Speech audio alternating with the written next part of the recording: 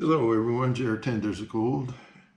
I just finished up a few days ago with building a super portable, budget, lightweight solar generator for astrophotography. It came in at 230 watts and it's going through some initial testing right now and it's doing absolutely fantastic. Anyway, I thought, well, if that one battery system is doing that well, what about two battery system? And see if we can build a 460 watt portable, as you can see, solar generator on a budget. What do you say? Let's do it. So I figured, well, if one battery is good, then two's got to be better. So I decided to go ahead and proceed with this one. And I just got it, in the preliminary stages here. I've got two 5.5 by 2.1 ports for solar and load, which will hook into, this is the Renogy that I used in the other one, and it's gonna do just fine for this. And the load obviously is going to be in these two ports right here, battery in the middle and solar on the right. I'm going to mount it on the side here. Okay, and then I've got two more of these 12.8 volt lithium iron phosphates, and they're going to go in right about there. And yada yada.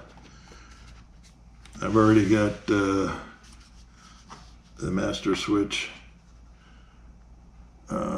installed. Obviously nothing's wired up yet, but so then the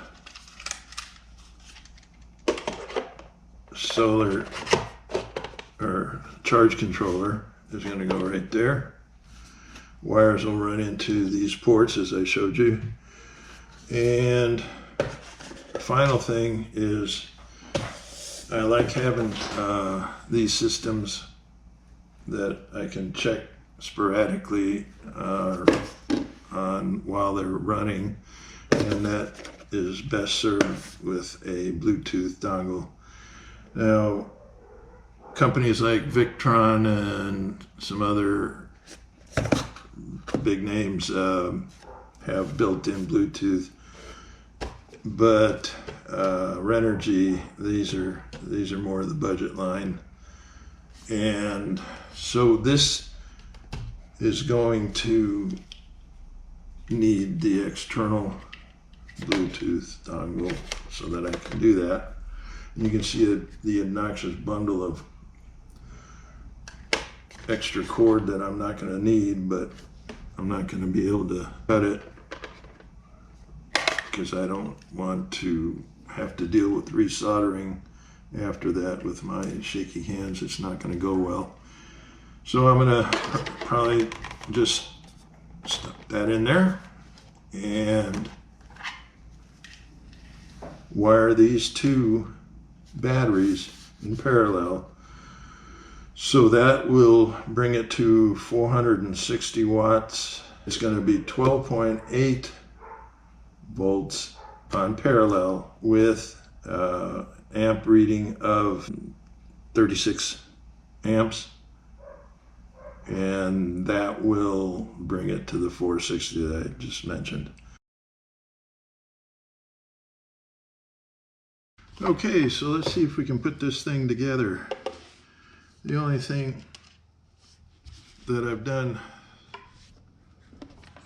off camera was build a wiring harness, because I didn't want to put you people through the agony of watching me put wires together.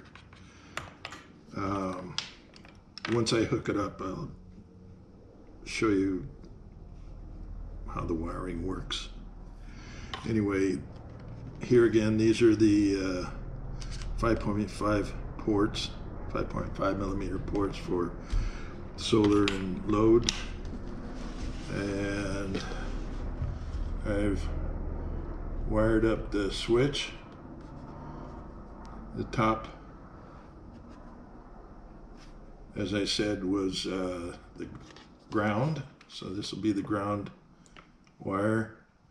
The middle wire is the load wire, and the bottom wire is the supply wire, which would come directly from the battery. So what it's going to be is the battery power, supply the switch with the power from the batteries. The load will run to the solar charger, and the ground will also run to the solar charger.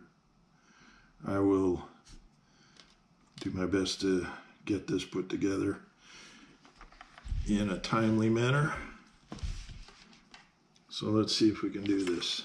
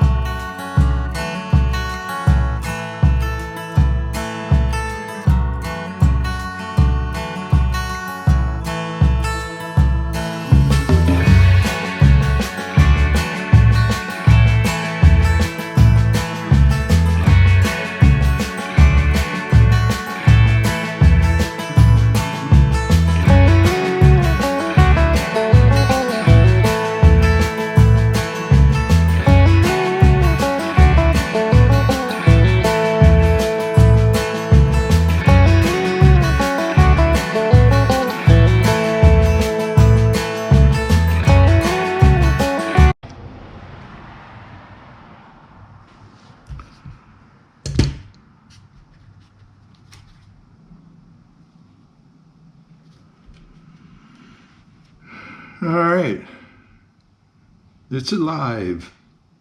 I don't know if it's showing up or not. It's a pretty dim screen, but it should start showing 13.7 volts. All right, so we got it wired correctly, believe it or not.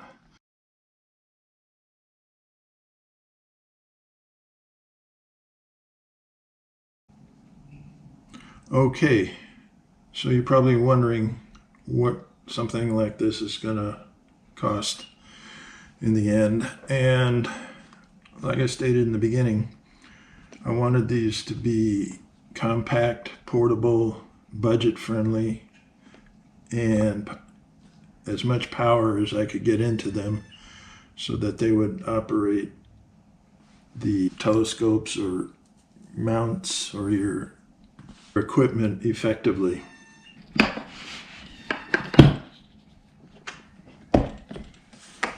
Okay, the 460 watt hour generator came in at about $150. Actually, it's under that, but not by much. The batteries were, like I said, 45 each, totaling $90. You've got the Renogy solar charger, and that was 18. The Bluetooth 25, about $10 in the outside fixtures, the switch and the ports. The only thing not included in the 150 was the case. I had this case, and it is a very nice case that I had previously bought to store some camera equipment in, and also some lenses that I wanted to make sure that they were safely packed. This is a condition 1 case. It's a hard nylon plastic type of case. It's completely waterproof. It's very robust. It comes with a whole set of pick and pluck foam that you can contour to whatever you want to put inside. I took almost all of it out. I left the foam in the top just because it wasn't in the way, and it would have been a hassle to get that out anyway. So this case is $50. That with the if you were to get something like this, which is very optional, because there are a lot of cases on Amazon, storage cases, that are in this size category for a little more than half that price. So you're talking about $150 in parts, and then the case would be up to you as far as the size and what budget you really want to end up with. But for me, it just kind of worked out. Like I said, I had this laying around and I wanted to find a use for it. Nothing better than to build something for my astrophotography, and it came out just perfect. The only thing missing on this that most people might have a problem with is that there are no AC ports on this. And for me personally, I don't use AC on any of my equipment, so I didn't find it necessary. At 460 watts, your inverter can't be very extreme because it's only got a limited amount of power based on the size of this.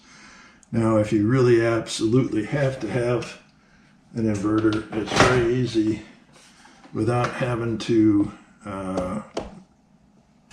get a larger case and make it more bulky. Just pick up something like this 400 watt inverter, and you just plug it into, well, let's see, let's just give this a try here and see how it goes.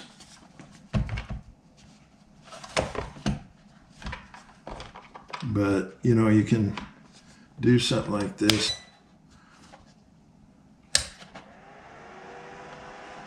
All right, and there you have a 400 watt inverter, which is actually 100 watts more than what the Jackery 300 has in it. But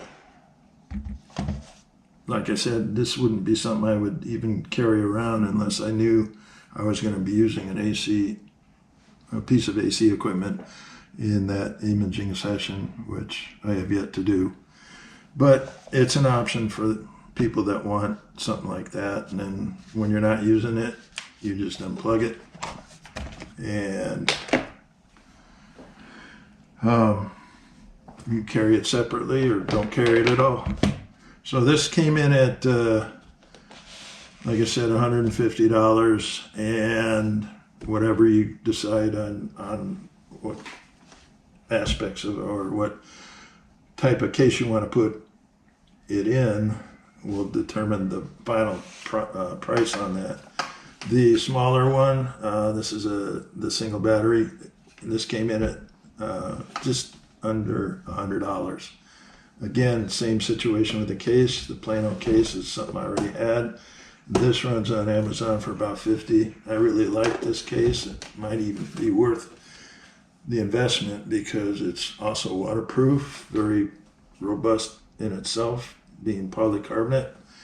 You can see through it, so you can see if there's any issues going on, and it works perfect. If you want to wind up with a total of about $150, I don't see that as a bad price for a 230 watt solar generator. Anyway, that gives you a nice idea of what you can do.